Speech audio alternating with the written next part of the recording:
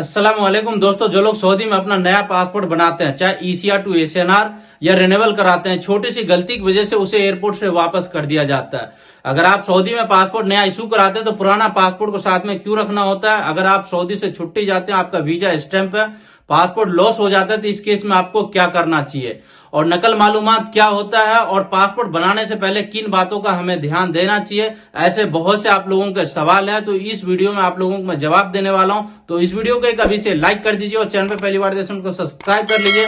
कोई भी video upload करो तो उसका नोटिफिकेशन आप तक पहुंच सके।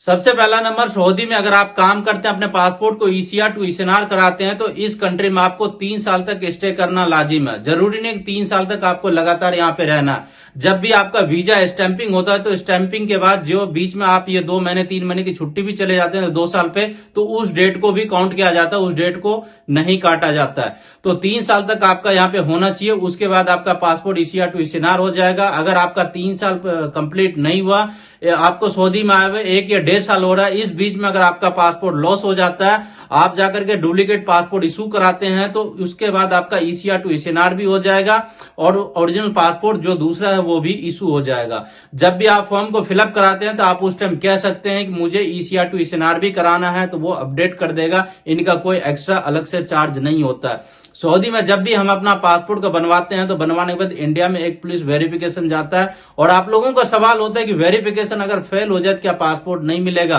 तो पासपोर्ट आपका मिलेगा, फिर आपको मैनुअली तरीके से मिलेगा। आपको एम्बेसी विजिट करना होगा, वहां जाकर के जो डॉक्यूमेंट है फॉर्मेलिटी आपको उसे शो करना होगा, उसके बाद आपको पासपोर्ट मिल जाएगा।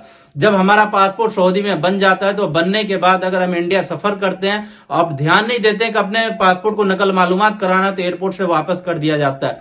हालांकि एयरपोर्ट पे बोर्डिंग पास दे दिया जाता है। जब हम सिक्योरिटी चेक के लिए जाते हैं या इमिग्रेशन के लिए जाते हैं, तो जब स्कैन करता है तो वहां डाटा रिकॉर्ड में नहीं होता है। तो इस केस में एयरपोर्ट से हमें वापस कर दिया जाता है, जितने भी हमारे टिकट के पैसे हैं वो लॉस हो जाता है।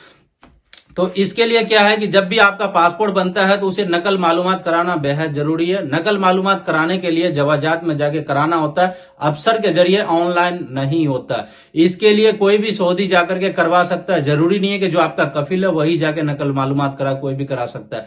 अगर आपका कफिल या कंपनी या मुदीर कोई भी आपका नहीं सुनता है, फिर भी अगर आपको खुद से नकल मालूमात कराना है तो आप नहीं करा सकते हैं। अगर आप सऊदी अरबिया रियाद में रहते हैं तो आप बथा मार्केट, केरला मार्केट में फर्स्ट फ्लोर पे मकतब है, आप वहां जाएंगे, अपने पासपोर्ट देंगे, अगले दिन वो आपको पासपोर्ट रिटर्न करेगा, 100 रियाल आपसे चार्ज करेगा और नकल मालूमात करा के आपको दे देगा।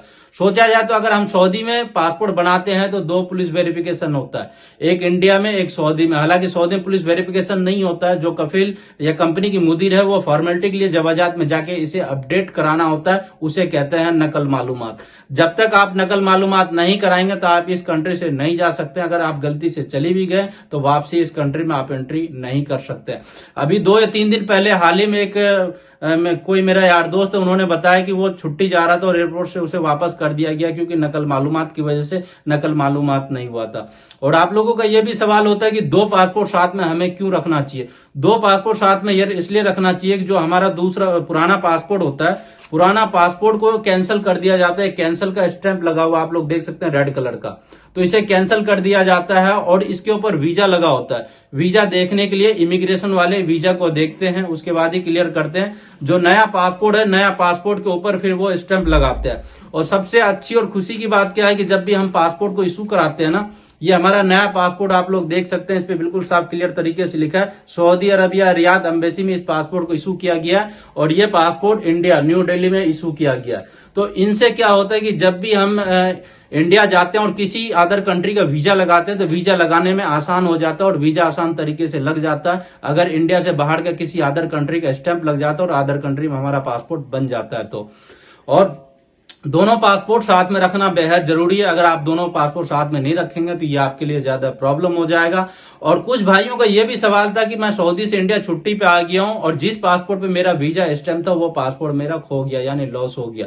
तो इस केस में क्या है, सबसे पहला नंबर आपको पुलिस में कंप्लेंट करना होगा, एफआईआर दर्ज करना होगा। एफआईआर की कॉपी लगा करके उसके बाद जाकर के आप नया पासपोर्ट इशू करवा लेंगे। जब आपका नया पासपोर्ट इशू हो जाएगा तो जो नया पासपोर्ट का फोटो कॉपी आप कफिल को भेजेंगे तो वो जवाजात में जाके जाके नकल मालूमात करा देगा। 24 घंटे के अंदर अंदर अपडेट हो जाता है। जो आपका पुराना पासपोर्ट था, वीजा की कॉपी था, उसकी फोटो कॉपी ले लें और उसे अटैच करवा करके नोटरी वाले से, और जो एफआईआर की कॉपी है दोनों साथ में और पासपोर्ट के साथ में आप एयरपोर्ट पे आएंगे तो आपका इमिग्रेशन क्लियर हो जाएगा, आपको कोई प्रॉब्लम नहीं होगा।